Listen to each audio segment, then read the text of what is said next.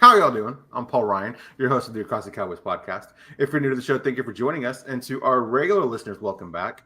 With me, as always, is my co-host, the greatest co-host in the world, Mike the Pig Crumb. Mike, how are you? I'm doing good, man. Recovering from another amazing Disneyland trip. No Dallas game, so I don't want to hear any damn bitching. Deron Bland got hurt while he was gone, but we don't talk about that either. Sorry. No, Deron Bland No, he didn't. He got Or hurt was it the day before. before? Sorry, the day before. My bad. The timeline was. Yeah, I was gone. I left. Oh God, I don't even remember when did I leave. Wednesday or Thursday. I think Deron Bland was hurt earlier in the week. Yeah, I was going to say, Mike, I was kind of disappointed. I didn't see too many churro picks this time. Only two. They didn't really have different ones. For some reason, it was a lot of good food. I'll send the reel that I did on Twitter. I'll tag you in it with all the food and the grading that I did for it. My out of 10. But I only tried two new churros because I don't just get the regular churros. They're good, but I've had them a million times. Like, I want the specialty churros. And they only had like 3, I think. And one of them wasn't, it's two of them I've had before. Sorry, the bride and groom churro. I had those last year. So I was like, well, I don't need to get them again. I already tried these. So I tried only 2 new ones that they had. What's the bride and groom churro? One is dusted in white, like it's not powder sugar, but it's a type of sugar that makes it look white. And then the other is like a cookie crumble black cookie sugar type. And they're just bride and groom because black is groom, white is bride. And they're good, don't get me wrong, but I can't just, let me order a churro I've already tried. Like, I try only the new churros. Unless it's like one that's elite, like the fluffer nutter I'll get every time. But it's got to be something like that. Yeah. Well, for those of you who don't know, early in Mike and I's friendship journey, if you will, Mike was kind enough to share his churro pictures, and that's, I think, where our bond over food started there. Yeah, churros were the Disney. Disney's the reason for all. Disney's great. Yes, sir. It's the reason it's a Cowboys podcast, and all my stuff around me is still Disney. It is what it Makes is. sense. Mike, where can we find you on Twitter, sir? Porn stash. No, it's at CD Piglet. What do you guys think? Keep it or no? I'm kind of starting to like the thicker mustache. I say keep it. Looks good, man. Yeah, but I'm asking the audience now. I got 1 vote for keep it. Brendan's too young. He don't know about growing a mustache, so he's not gonna like it. He barely has underarm hair. So you guys out there, you comment, Twitter, YouTube, whatever. Let me know. Porn stash, yes, or cut it back again. All right, of course, no show is complete without the conductor of the Jake Ferguson hype train, Mr. Brendan Fergie Smith. Brendan, how are you? You know what? I haven't been bullied on this show in a little while, and I felt weird. I'm like, wait a minute. I'm like, oh wait, no, that's what we do. I'm doing great. Mike, the audience was excuse me, not Mike, but Brendan. The audience does want to know: can you grow a mustache? Not great. In the Smith family, it takes you a little while to get to that age where it happens, and then it'll just grow. It probably still won't with me, just because my genetics suck. But it's whatever. I'll stay young forever. What about underarm hair? Do you even have that growing yet? I'm 21, sir, so yes. All right, before we get too off topic, Brendan, where can we find you on Twitter, sir? You can find me at Brendan_Smith26. I am Paul Ryan. You can find me on X at Paul_Ryan15. Well, boys, I can't believe it's finally here. After waiting for 9 months, the NFL will be making its return on Thursday Night Football with the Super Bowl defending champion Kansas City Chiefs taking on what some people might say is the best team in football, the Baltimore Ravens. And, of course, we can't forget about our Dallas Cowboys taking on the Cleveland Browns on the road, which will be our main discussion tonight. But before we discuss anything football related, we must discuss one thing and one thing only. Of course, I'm referring to my personal favorite segment, Meatless Monday. Mike, what was on the menu today? Today was good. We had some charred corn on the cob that I chopped off. I roasted some little baby potatoes. And I got these Impossible chicken patties, which are, the ironic thing is my roommate was telling me, like, Yeah, I can't eat that Impossible stuff. I'm like, if you're eating frozen chicken patties, you ain't eating chicken anyway. So Yeah. it don't really matter. Neither one of them's chicken. So I put those in the oven and chopped it up and mixed the potatoes, the chicken, and the corn together. And it was kind of like that. The KFC has those bowls that have mashed potatoes and corn and chicken. I didn't do the gravy on it.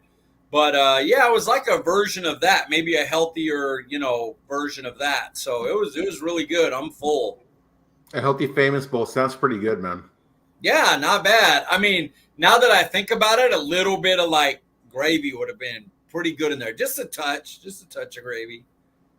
Brendan, I know you're on like the weight loss journey, but have you had a KFC famous bowl in your day? I might have once when I was younger. My family and I don't really eat too much KFC just because it's not around us. There's a Golden Chick and we have like Canes and stuff, but we mainly do Babes. That's what we mainly. Man, yeah, when we want to go hardcore on chicken, we do Babes. Babes is not iconic, man. in my area. I have It's Popeyes and KFC. Babes is the best. Like I don't know other way to describe it other than it's the best chicken I've ever had. Which it's not fast food either. It's sit down. Okay, see what I was gonna say is, to be clear, I don't eat KFC or Popeyes. Y'all should know this by now. I'm bougie, but yeah, sit down chicken. That sounds good. That I'm in for. Everything's their family style too, like all the sides and everything. So you get massive portions and you can share with the entire table. It's a nice experience with a family and a group of friends. God bless Babes. Yes, sir. Yes, sir. I'm in for it. All right, let's start talking some football. Mike, let's get right after it. Does anything about the Cleveland Browns scare you? Yeah, a lot scares me. I'm very glad that Nick Chubb is not playing. I don't wish for injuries ever. I wish he was healthy. But as far as a fan looking at the game, he is a big component of what works for them. Also, I don't know which of their offensive tackles, if either are playing. Conklin was out all year last year with an injury. He hasn't done anything in training camp. And I think Jared Wills is their other one. And he hasn't done much. They also didn't have their next three backups either. So I don't know who's playing offensive tackle for them. But as far as scaring me, their D-line definitely does. Their D-line is excellent. Their defense overall is excellent. And when you look at Dallas and the limited time they've had in actual playing against defenses, Dak and Lamb and the O-line gelling together and getting all that time, they just haven't really had it. So having to start off against a defense like Cleveland and try to get your bearings together, not exactly fun. So yeah, they scare me. Cleveland definitely, their defense is scary. Brendan, what about you? You have anything to add to that or something different that scares you? No, it's anything to add on, but I'll go more into it's Myles Garrett. That freakish human being from Texas A&M is you have a rookie left tackle and you have a right tackle who didn't play well last year. And you're like, oh boy. I think the bigger story is going to be on what side he plays on the most. I have a feeling it might be Terrence Steele. Just because Terrence Steele can't do anything with power. Well, hopefully he goes back to 2022, but from what we saw last year, it's not going to go well. They'll have someone else teeing off on Tyler Guyton because Tyler Guyton's just a massive human being as well. But it's Myles Garrett by far. The thing that sucks is they have Zadarius Smith, who, he's older, but that guy can rush the passer. So no matter which side you go on, you're going to have a rookie going versus a good pass rusher or Terrence Steele going against a good pass rusher, forgetting the fact that Shelby Harris and Tomlinson, the old Giants defensive tackle, Dalvin, he's in the middle. So, their D-line's legitimate. What kind of scares me the most is I'm not sure how likely this is to happen, but Deshaun Watson just going vintage Watson and tearing up our defense, man. It's something he hasn't done in 2 seasons now, at least. Yeah. But in the article I just sent in to the editor, that's one of the things I briefly touch on. Deshaun Watson, you have to worry about him bouncing back because he's talented enough. It's just he hasn't had time to play, and mentally he's had so much other stuff going on, and that quarterback is such a mentally – you need that as your main weapon over legs, arms, everything else. The better this is, the better you're going to play. So, yeah, if he bounces back, we're going to talk about it later, but that would be a struggle for us. Thankfully, I'm sorry. No, I was going to say, thankfully he hasn't played that much this offseason, kind of similar to the Cowboys starter. So we'll see how that goes. But yeah, man, I think that's a fear that not a lot of people think about just because we haven't seen it in so long, like you said, Mike. Yeah. See, you're talking about vintage Watson. That would be a vintage Cowboys thing. Any player comes back to form against Dallas. Like, come on, how many times have we heard that before? I mean, this player sucks. He's not going to really do anything. Why does he have 250 yards passing and 3 touchdowns? What's happened here? And it's just, yeah. Yeah, so sticking here with Deshaun Watson, Brendan, if Deshaun Watson was the player he was in Houston, how much of a difference would that make for you and how you view this Browns team and this matchup? Completely. If you bring back Houston Deshaun Watson, the mobility to get out of the pocket so he can run away. Well, Micah Parsons is a freak athlete, so I don't think you can run much from him. But getting out of D-Law, making plays, because our defense, we don't know how they're going to work as well with Zimmer. But breaking out, having to guard receivers for 4 seconds is already difficult enough. If you're having to guard them for 7, that's difficult as hell. And you have Amari Cooper, you have Jerry Jeudy, David Njoku. Like, if you have vintage Watson on that offense, that is pretty scary. Yeah, Mike, I assume you feel the same way? It's a loss. If you're Houston Texans Watson, we can't beat them. They'll beat us. Yeah, I'm kind of feeling that same way. I think really, oddly enough, he's what's holding him back, but he was also supposed to be the savior of that franchise, and it's interesting how everything's gone for him. But yeah, I wouldn't be too optimistic about heading into this matchup if Watson was still that guy. Yeah, I agree. Are the Cowboys at a disadvantage at all in this game for you, Mike? Yeah, the limited work of the starters that we talked about. So the O-line and the QB wide receiver haven't really worked together in games. I understand practice, but it's not games. Crowd noise and timing and defenders really trying to light you up and doing different stuff. And it just that worries me against a good defense. And then, will our defense have any big mistakes? Will the rookie corner play great but bust once and Amari Cooper goes for a touchdown? Is Trayvon Diggs at 100%? Can he go, can he play 85% of the plays or more? The young linebackers, will they be in the right spots? Will they be nervous from playing in their, Overshown and Leofau's first real games? The old veteran D-line, how's their conditioning going to be?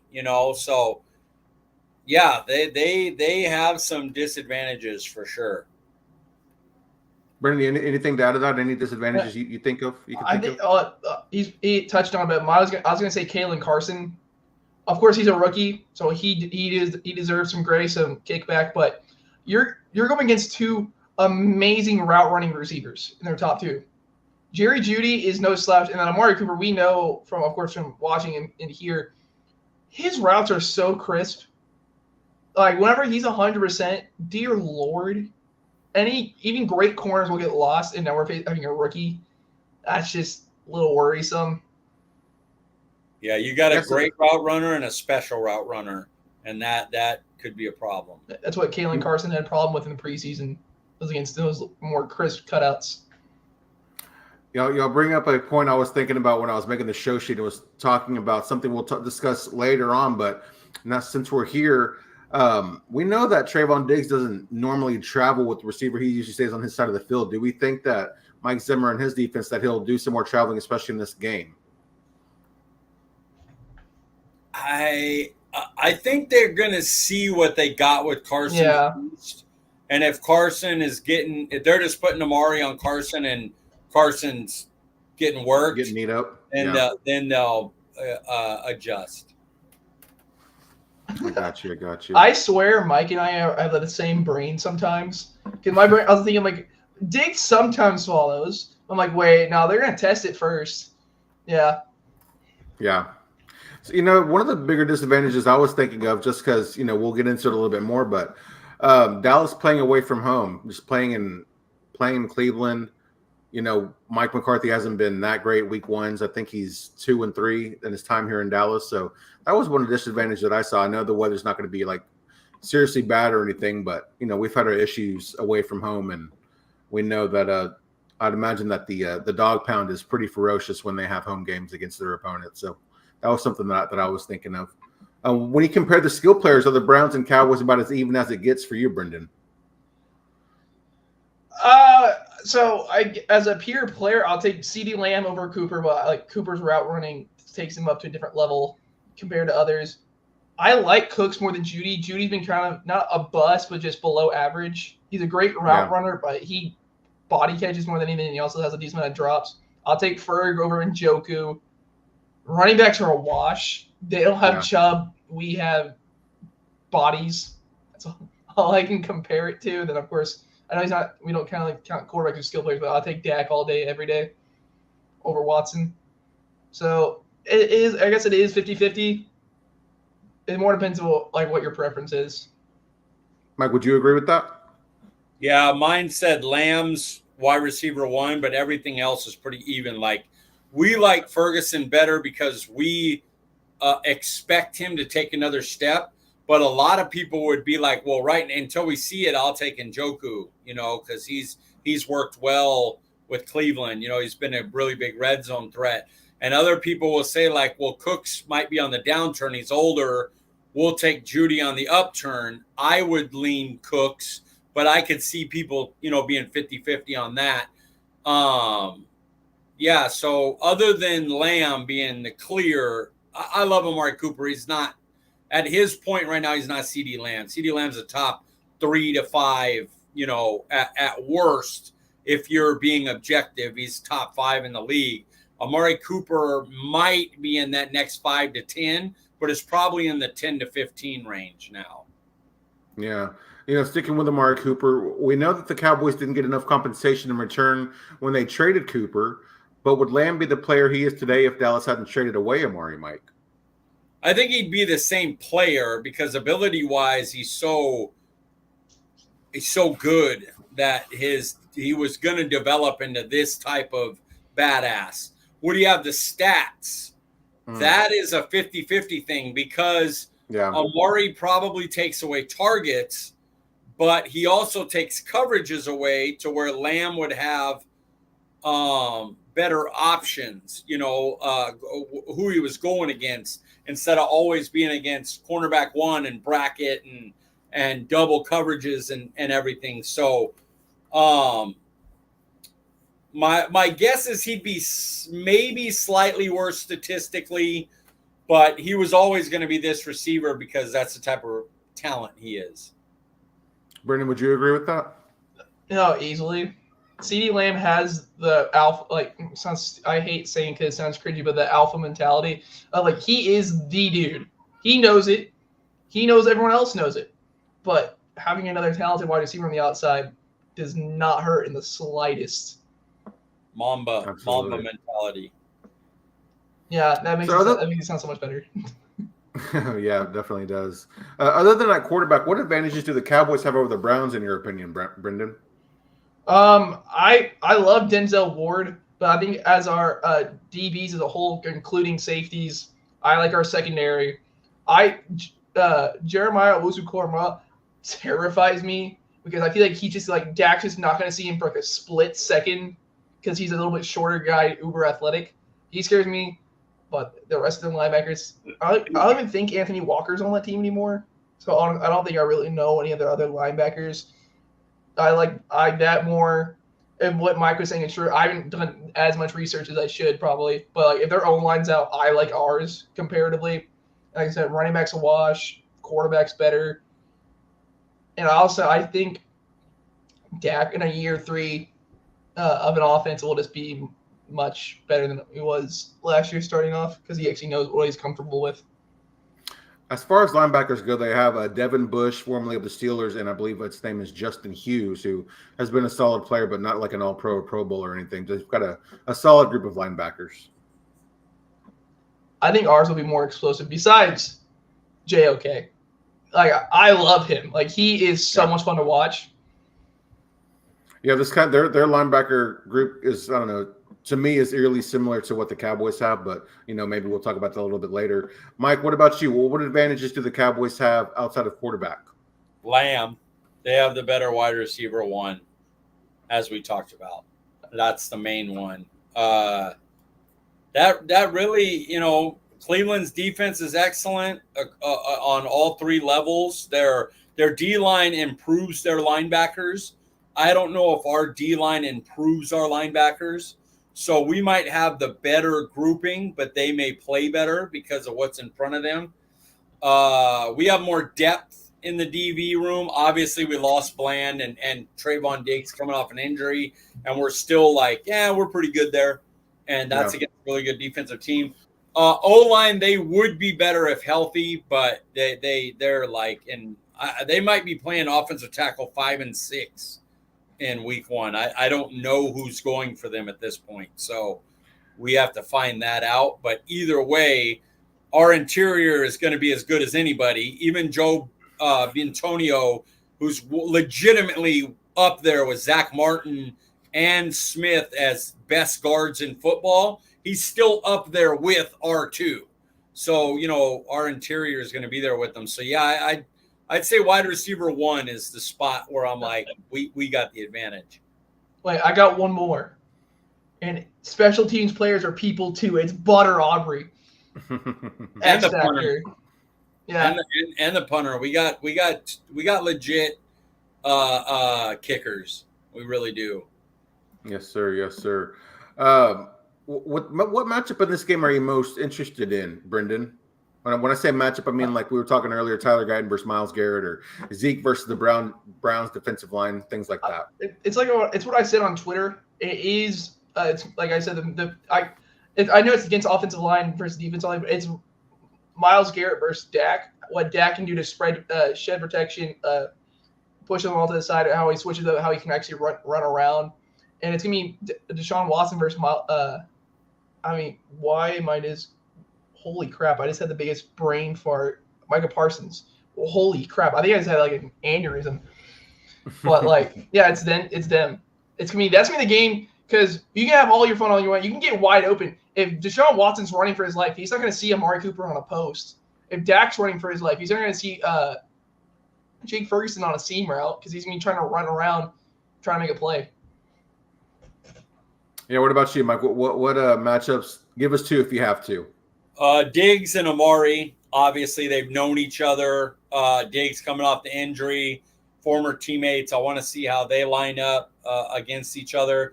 And then I would go B.B. Smith-Martin versus Dalvin Tomlinson, Harris. Like, can those 3 interior, as good as they are, can they move Harris and Dalvin Tomlinson? Because Zadarius Smith and Myles Garrett are going to win most of their matchups.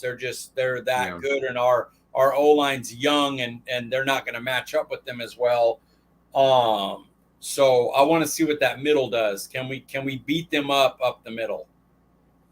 Do you think we'll see like a formation where Zadarius Smith and Myles Garrett line up on the same side just to mess with Tyler Smith and Tyler Guyton and Mike Zimmer?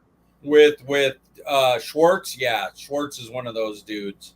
He'll bring crazy blitzes. Kind of similar to what Zimmer likes to do? Yes. Yeah. Schwartz is a little bit more blitz happy than Zimmer is. Yeah.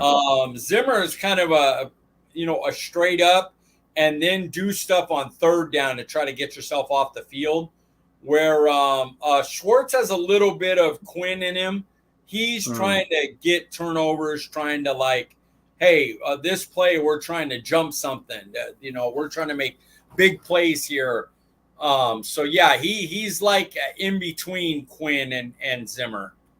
I got you. So what you guys have kind of touched on this matchup, but Amari Cooper versus our secondary, really, I wouldn't say I'm excited to see this, but interested more so is how Kason Carson does against Amari Cooper. I know, Brendan, you mentioned that against those better route runners, Kason Carson had difficulty in the preseason, but he just, with all the glowing reports, I'd like to see how he does in real live action. He has the confidence and the mindset that you want from your defensive back there. So I'm interested to see that matchup. It might not go so well for Carson, right? But anytime you can, your first NFL game lining up against a receiver like that, it doesn't, get much harder than that. So I'll be interested to see how he handles that first test.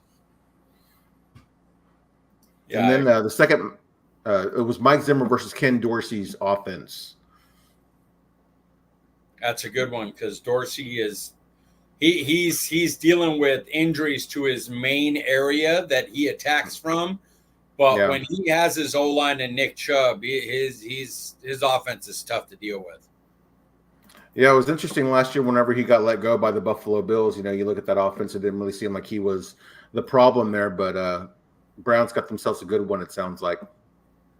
Yeah, they did. The Bills luckily had Joe Brady, who's a really great offensive mind, so they were able to jump to another good one and kind of use the other guy as a scapegoat. Yeah, exactly. How big of a test is this game for the Cowboys, Brendan? Honestly, of course, besides all these injuries, it's a big one. Like, you're gonna see what Mike Zimmer's defense is with these players. You're gonna see, is he gonna show everything? No, it's week 1. But this is our first true taste to see, like, oh, the players really mesh well with this scheme. And we're like, oh no, the players are getting lost.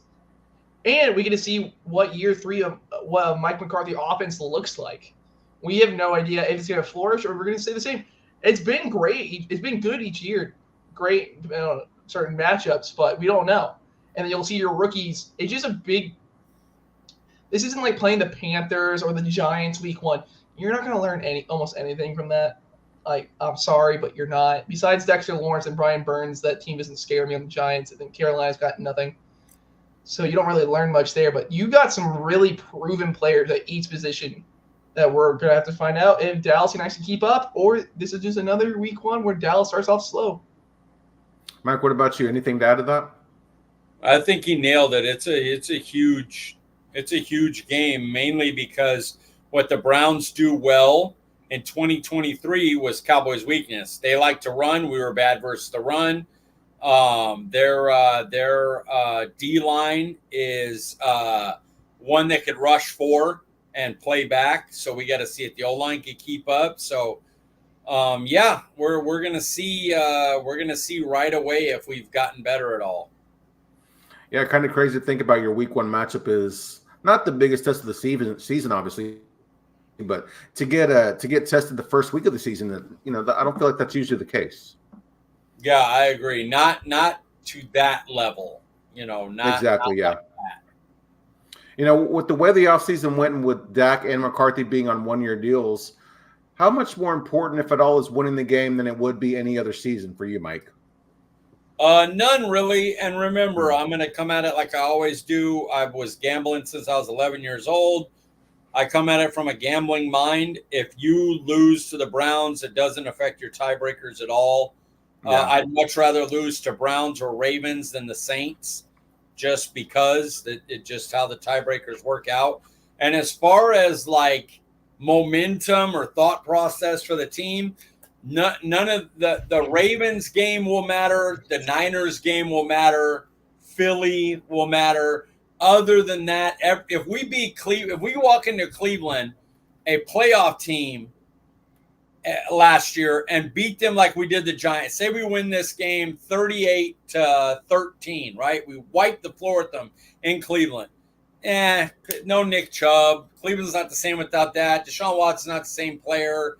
Not a big win. Who cares? What are they going to do in the postseason? What are they going to do when the Niners show up? What are they going to do against Detroit? We'll see in Baltimore. We'll see what they do in a couple weeks in Baltimore. So really, the game would only matter if it was more impactful on playoff standings. And it's one of the least impactful games of the year, win or loss. So, great points there, Brendan. Anything to add to that? Do you kind of have that same thought? I have the same thought. It's it's kind of weird to say that it's either like how you win or how you lose.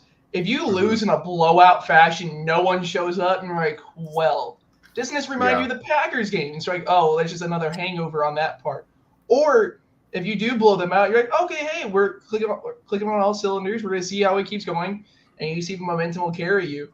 But a win will speak a lot more than a loss, unless it's like, we get our ass kicked. He just answered the next question for me. Yeah, so would a win or loss say more about the Cowboys for you, Mike? Well, it's exactly what he said. How? Yeah. How do they win or lose? I think matters. If it's the same problems where Dak does great, we can't run, they run for 200 something yards, Dak ends up throwing 2 turnovers or a sack fumble, return for a touchdown and an interception, and we lose by 2 scores or enough 7 to 10 points, I think it would mean more than just if we battled 50-50 game and kicked the field goal to win it at the end. That's great that we got the win, but it would be more important that we didn't lose in the same ways that we were losing last year, where every team punked us in the face early, got ahead, everything rolled downhill, then teams were able to just run on our face and punk us basically. Long as that doesn't happen, we should be pretty good. Yeah, great points there by both of you guys. Who's going to score the first touchdown, Mike? I have it. You know what? Again, what did I say? I come at it from a gambler's point of view. So my thought process was Turpin. Turpin with the new kickoff rules will probably have something. He gets a shot at punt returns. I don't see Cleveland's offense going up and down the field on us all game, so he'll get shot there. He's going to get receiving receptions, slot, outside tries, and he'll probably get a handoff or two. And with our O-line, has a chance to break one. So I went with the gambler's mind and said Kevontae Turpin. Give myself 4 shots. Well, now will it be as a receiver or will it be on special teams? Hey man, we don't. That's not. All right, I just said the whole reasoning. I don't want to cut my chances in half by saying that. How about you, Brendan? Ferguson. That's the fun one. But I love how we're not even going to think about like how last year we start off with a Noah Igbinoghene, block kick for a touchdown, which was, I remember we saw like, oh, dude, it might be Rico. Oh, it might be Tony Pollard. Oh, it could be this. Noah Igbinoghene. But no, I think it's going to be, if it's Dallas gets the ball first, it'll be Zeke. They'll drive down to the 1. He's going to just, put his shoulders down. And then every person that has been saying Zeke's back to form is going to come screaming on Twitter. He's on pace for like 20 touchdowns, guys. Like, this is what we do. I'm like, okay. So I'll say Zeke. 7 carries, 24 yards, and 2 touchdowns. And Zeke would be 2016 Zeke. And I'd take it because he only got 7 carry. That's perfect usage for me. But I would understand, that they're using him like that, where a lot of people would be like, 1,000-yard season upcoming. The Jerome Bettis role for Ezekiel Elliott in 2024. Exactly. Honestly, yeah. I would not be mad about it. I went with Amari Cooper. I guess when I was doing this, I thought maybe that the Browns might get the ball first. And this is kind of in my mind, probably a revenge game for Amari, wanting to show the Cowboys front office that he still got it, that they made a mistake. And I would imagine the Browns are going to probably try to do everything they can to make sure he has a good game, although they don't really have a lot else going for them right on offense outside of Amari Cooper. So it's probably not that hard. But yeah, I went with Amari Cooper as my answer. Give us a score prediction, Brendan. You know what? I'm gonna say 28-17 Dallas. Okay. Mike? This game was hard. At the beginning of the year, I picked us, and then the Lamb stuff happened, and I'm like, damn, our guys are just not going to be in rhythm. Their defense is good. And then I started thinking about no Nick Chubb, their offensive tackles. I don't even know who's going. Like, this was a real 3-4 times I put Dallas going to lose, Dallas going to win, Dallas going to lose. And I said, you know what? When we did the prediction show, I picked Dallas. I don't want to switch it up this early. So I said Dallas 24-19. Oh, okay. I have it a bit lower scoring than you guys. I guess just listening to sports radio, really the fan, most people think that this is going to be a bit of a, not necessarily a slugfest, but low scoring game. I still had it at 34 points, 2014 Dallas. But yeah, so I guess we're kind of all along there thinking that Dallas might win this one. Mike, your views from the sidelines. What 3 things will you be looking for? And I did this because you usually do an article, what 3 things you learned after watching a game. So I'm curious as to what you'll be looking for prior to the game or during the game. I'm hoping if KD likes what I did, I came up with my own thing called, well, I guess kind of shout out to Nick Eatman because he has a show called Storylines. So it's like the 5 storylines going into the episode. So I did both teams running games because Nick Chubb's out and we have no idea what we're getting out of our. Nobody could guess who's going to get the most carries, the most snaps, the most, like, nobody knows right now. We lost Paul. That's right. It's okay. We can finish it up. I also did like our linebacker room, our DB room with Diggs being hurt and Kalen Carson being a rookie. So those are some examples of the 5. So the things I'm looking forward to is the run game, impact, and who runs the ball. That would be from both teams, like who's getting handoffs for them, who's getting handouts for us, and how are they, efficiency-wise. The other is run defense, which kind of centers around the same thing, but this is more us because it's been such a weakness. How does our run defense go against a team that doesn't have their full offensive line and running backs, but will go in trying to run the ball? Like, that is their focus. And then the other is Diggs' Lamb ability. How are they playing Diggs off his injury, Lamb with no real training camp? Can they play 80% of the snaps? Do they look strong? Are they limping at all? Do they look behind in their coverages or their routes or their movements or their conditioning? So those are my 3 big things from the sidelines. I know the other thing he was going to ask is if I have a week 1 ritual or game 1 ritual. Did you have that an answer to that, Brendan? No, I really don't. I'll sometimes wear a jersey, and then if a jersey doesn't work out, I'm like, you know what? Nope, didn't work. And I'll like start thinking of like Cowboys. Maybe I can't wear it, but no, I just get in the mood for football. This is my ritual. I will eat before football starts. I will sit at 10 o'clock and put on probably Red Zone, and I will watch Red Zone until something happens, like the Philly games at the end, and I want to see what's happening, or there's something that I notice that I change the channel, but it's basically Red Zone. Then I watch the Cowboys game. I do not cook Sundays. I will order in food. We will get pizza or something from DoorDash, and I just watch football all day, all the way through. And typically it's Red Zone all day, and then the night game's normally Dallas. This year it's morning Red Zone, order food before the Cowboys game starts, watch the Cowboys game, set up my article, and then get ready for Sunday Night Football. That's going to be the ritual for me for week 1. Go ahead, Paul, you're back. We're on other games that we're excited to watch. We're about to set up that story. Yes, sir. So, Brendan, I assume you already shared your ritual for your week 1 ritual? I really don't have one, honestly. Yeah. I'd like to share mine real quick because I've actually got 2.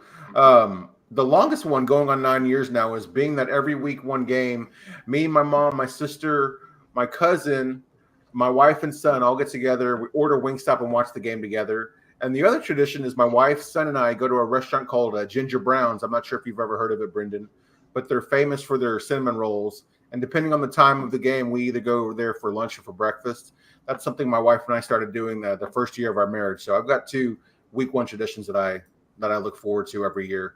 But other than the Cowboys game, the games I'm most excited to watch, One being Rams versus Lions on Sunday night. I think that's going to be a pretty high-scoring affair.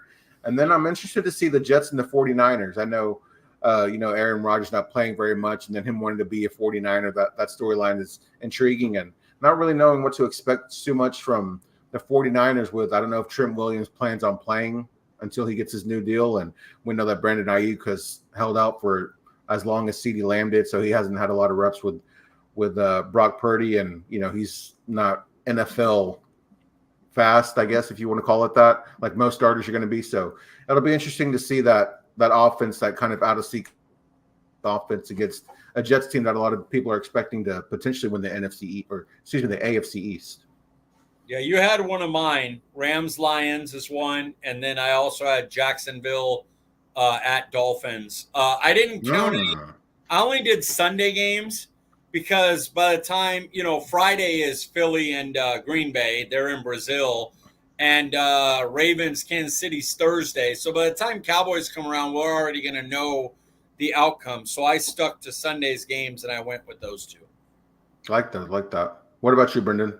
The main one that caught my eye is the first game of the year is Baltimore versus the Chiefs. First off, it's two very competitive teams, so you can never go wrong, because Thursday Night Football last year was super depressing because it was Lions versus Chiefs, and that game was so boring. I love watching football. I'm a nerd. I'm gonna get into this after. I was watching with Cooper, and I'm like, should we just turn this off? Like, we'll look at the score in the end. Like, who cares? Like, this game's so boring. Yeah, well, I feel pretty bad. Oh yeah, but Mahomes has basically kind of like a new offense. You get to see what Xavier Worthy's going to do, how they work with Rashee Rice, if he's still messed up or not. That's a whole other thing. And what if Marquise Brown is going to be hurt this team with him not being out there because he's injured and all that. Of course, you'll see Lamar just being Lamar. So that's going to be a more fun thing to watch. And you got to wonder how Travis Kelce's going to look with, he's been pretty active this offseason, not so much football-wise, but dating Taylor Swift, doing movies and TV shows and commercials and things like that. He's getting a year older. A lot of people are expecting a decline from him in fantasy, so interested to see what he is like in, playing real football. Here we are now, so they got his replacement. Yeah, absolutely. His direct backup, his predecessor, if you will. Here we are. I'm just kidding. My God.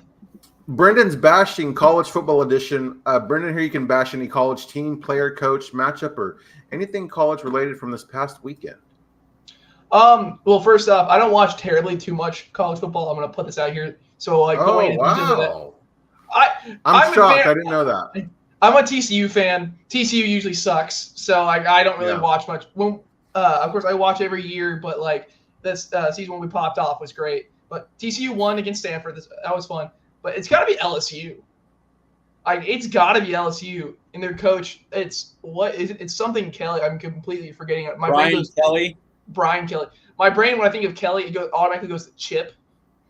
And so I'm like, no, that's not it. But I'm like, Brian Kelly being so pissed off. Like, you can be pissed off as a coach. Calm the F down, dude. It's week one. Your team did get upset and all that. But, you got to be more professional than that. But also, LSU losing in general to USC, kind of gross. Lincoln Riley upsets in his first game of the year. Yeah, I was watching a little bit of that last night when I was having dinner with my wife and her parents. I didn't get to see the end of it. Apparently, USC won in the last couple of minutes to get the upset. So I didn't see any Brian Kelly rants or anything. So I'll have to check that out on YouTube, I guess. It was more of him on the sideline. I got you. I'll check that out. All right, Mike, over under. Micah Parsons, 1.5 sacks, week 1. I'm going to go over. Watson hasn't been a mobile guy as much, and with all the offensive tackle issues in Cleveland, he's also, I think, had 2 different season openers with 2 sacks. I think. So I'm gonna go that he gets that this week. Over. Brendan, over under. I was gonna say under, but Mike brings up all the offensive line issues. I'm like, that's something. And also, Mike has been dying to play and all that. We saw that from his rookie year. He was wanting more play in the preseason. he didn't play at all. And so he's just waiting to hit someone, and he's already posting about it and all that. I got to go the over. I think he's just going to be on a mission.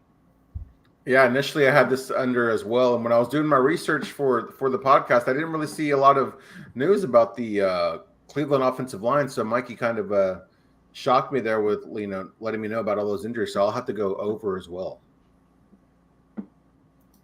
What if he gets 3? Has he had a 3-set game yet? I think he's had 1 3-set game. Okay, I thought maybe 2.5 was the most that he's ever had, but I couldn't remember. Could be. All right, here we are with top 5, and tonight we're doing the top 5 most important NFL players. And when I say important, it's like as if they were to go out for the season, the team would fall apart and their season would be over for the most part. So, Mike, give us number 5. Jordan Love for me. I think their defense is okay and their weapons are good, but they don't have true number 1 guys, a guy that a younger quarterback could lean on. Where Jordan Love has built up with a lot of these young guys over years playing behind Aaron Rodgers and stuff. So I think he has a rapport with more of them, and so it makes them all the offense work together. So I think Jordan Love would be really important. Without them, I don't think Green Bay has a shot at the division. Oh, I like that one. Brendan, how about you? Oh, first off, this list should be all quarterbacks. It should. I'm just gonna play this out there, and I'm pretty sure that's what Mike did. So we're gonna see the real list from Mike. But I did try to spell. I do have quarterbacks on here, but I tried to spread it out a little bit. I did say Trent Williams because he's just a dominant player. Purdy is a little mobile, but your blind side getting blocked by arguably the best left tackle in football is pretty great. And if he's out, which we might see week 1, that he's out because of contracts, or he's going to see – because you can see Christian McCaffrey, but they're the way they run the ball, it's going to work next man up mentality. You can say the same thing with receivers or whatever. But Trent Williams, that's a huge loss. I will say that I think you are right. I think Trent Williams should have went above Jordan Love for me. He's you look at Purdy's numbers without Trent Williams playing, they're not good. And that team is a Super Bowl team where Green Bay's like, hey, we're battling in a really good division. We made the 7th seed last year. Let's see how we develop. They don't have a lot of stars on their team where you're like, this team's going for it all. I think you're right. If I would have thought of Trent Williams has been gone, so out of sight, out of mind. If I would have thought of Trent Williams, I would have put him ahead of Jordan Love. So as much as I knocked about it should be all quarterbacks, basically, I think you nailed 5. He belongs in the top 5. Yeah, I was heard a stat that in his last 920 plus snaps, Trent Williams has allowed 1 sack only. He's so awesome. Crazy. He's dirty. He's dirty. I will never forget what he did to Leighton. I won't. But damn, he's good. I don't mind dirty players. A little bit of but he rode Leighton down to the ground, and he's with neck issues already. I don't forgive him for that. But yeah. Number 5 for me, I'm gonna go with Justin Jefferson. I know that the Viking season might already kind of seem lost after losing J.J. McCarthy. Thinking that he might be able to come in the last half of the season and get them back to the playoffs. But if Sam Darnold doesn't have Justin Jefferson, you just imagine how bad that Vikings team is going to be, especially with all the other issues they have. I don't know how good their defense is going to be this year. Jordan Addison, he might be getting suspended. T.J. Hawkinson's not playing until week 8. Their run game, they have Aaron Jones. He's obviously older, and Ty Chandler. I just don't, not really have too many high hopes for Minnesota, even with Justin Jefferson. So to lose him, I think that'd be a pretty big blow for that team. Sam Darnold's on X Factor. That's a team that's laying face down in the mud, and if you lost Justin Jefferson, it would just be like somebody stepping on the back of their head when it would just cause them to die faster. So that's they're going to die, but no Jefferson would be like just shoot him with a shotgun in the back of the head instead of letting him drown. Right. Number 4 on my list, you already mentioned him, Brendan, but I had Trent Williams as well. That's a good one. He's just so good. He is. He's just so dominant. Watching him on toss plays is probably one of my more favorite things because he's so massive, but he gets the edge. And I'm like, you see like a 5'10" corner, like 180 pounds, like, oh no, this is murder. And he seems to get slammed. Number 4 on your list, Brendan. Well, I think this is pretty obvious just from last year. It's Aaron Rodgers. This team went from, oh, hey, they can win the AFC East. They might be able to make some moves. But, oh, no, we're done. No, this season's over. And now they don't, like, Zach Wilson isn't a good quarterback. He's not, but now they don't have basically anything behind Aaron Rodgers. So, like, they have nothing. Like, oh, we're Super Bowl last year. Okay, well, hopefully we don't have the first overall pick. That's all I'm hoping for. And that's how it is. Because Aaron Rodgers, they somehow made a team without a player playing a single game for him. They made that team all around him, and it's either boom or bust. It's funny you said Aaron Rodgers because I almost had Garrett Wilson on my list, thinking that without Garrett Wilson, what would that receiving corps look like? Kind of, the points Mike brought up when talking about CeeDee Lamb potentially going out for this offense. What would that offense look like without a Garrett Wilson? But they have Breece Hall, so I think Rodgers would be fine because his last years in Green Bay, he had Adams, but outside of that, nothing. So if Adams had to miss a few games, he still dealt. And even before then, the corpse of Jordy Nelson and then Randall Cobb, like that doesn't put any fear in you, but he did well at that as well. Yeah, fair enough. Mike, what about your number 4 on your list? I got Rodgers as 4. So that same, as he said, and I know people will say, well, they won 7 games last year without Rodgers. Yeah, that's a Super Bowl team. Super Bowl team went 2 games under 500 because they didn't have him. So yeah, that's important. My 3rd is Dak.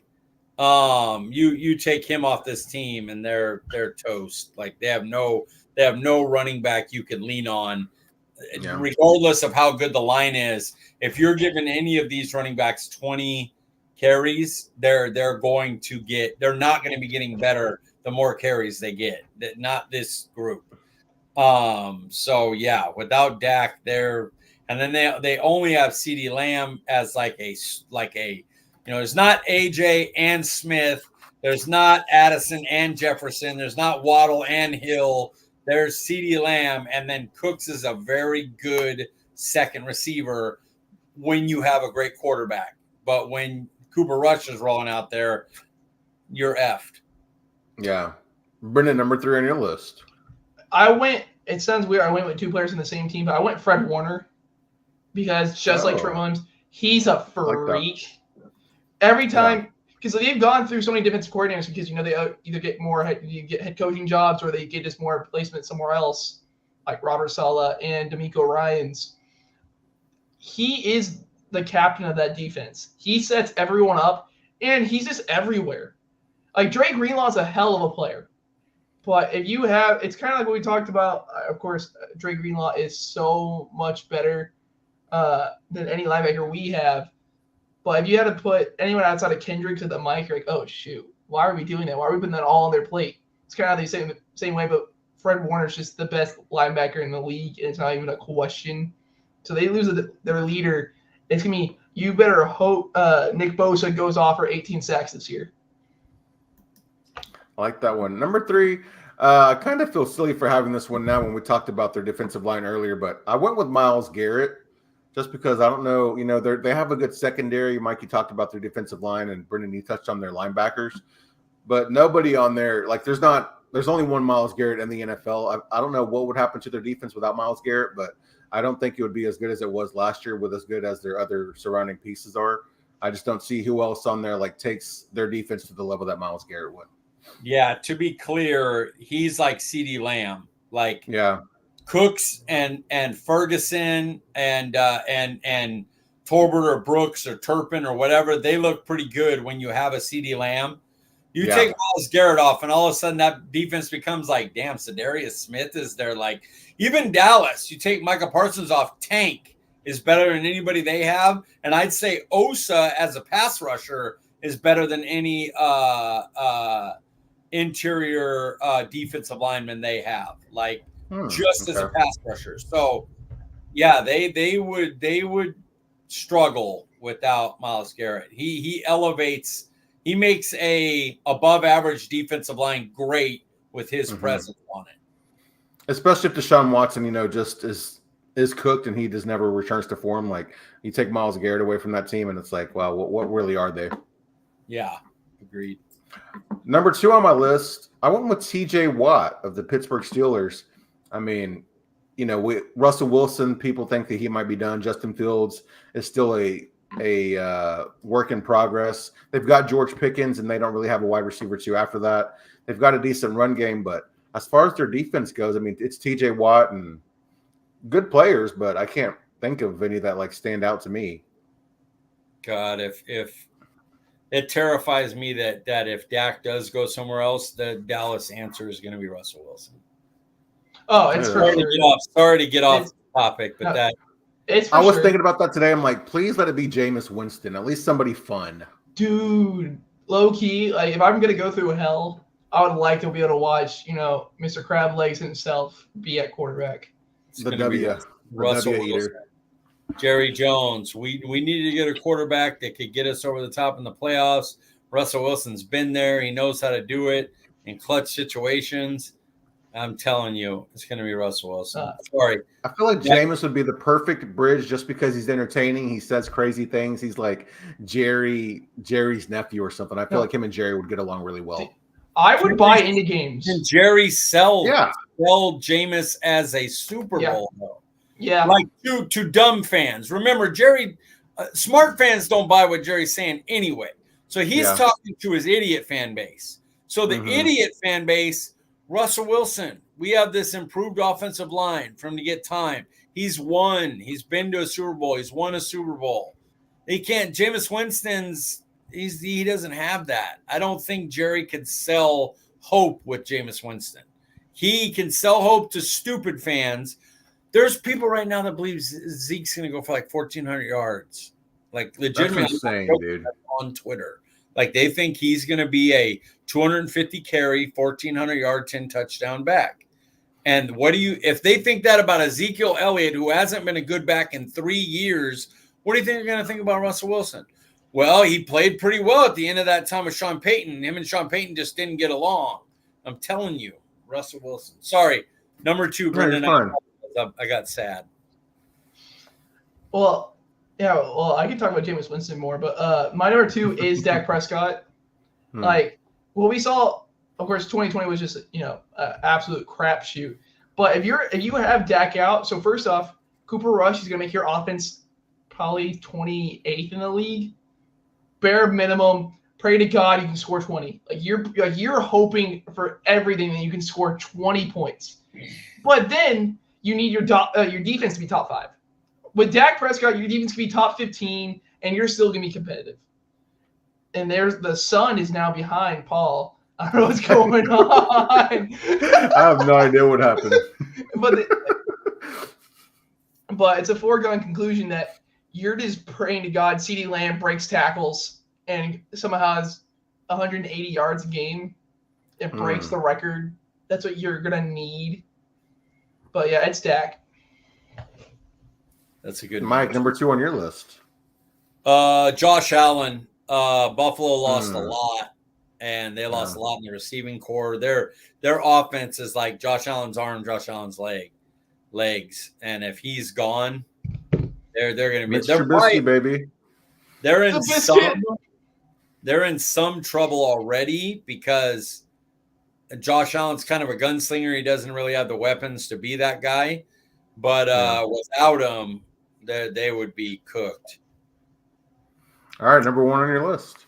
Mahomes. They're going for a 3. Like they're different. This isn't like, well, can they survive and win 9 games and still make the playoffs? Like they're trying to win a 3-peat. And it's him. Like last year it was him and a good defense. This year they gave him a speed guy, but if you drop even a decent quarterback into that offense with Andy Reid, they're still not Super Bowl contenders. You got to have one of the special guys for them to be Super Bowl contenders with the way they built that team. And so Mahomes goes out, they're not going to fall apart, but their chance of winning a 3-peat, which is their season. Their season is they 3-peat or it's a fail. That's what it is for Kansas City now. So the minute he goes out, the year is over. Like if he went out for the year first week, season's over for them. They're not going to win the Super Bowl, and that's all that really matters. Can you imagine if Mahomes went out though and Andy Reid took Chad Henne to the Super Bowl with the Chiefs? That'd be insane. Nick Foles comes out of retirement. Oh God, it's Carson Wentz now, right? Is he the director? God. Yeah, no, you're not wrong. Oh, you're not wrong. Oh man, it's all over if Mahomes goes down.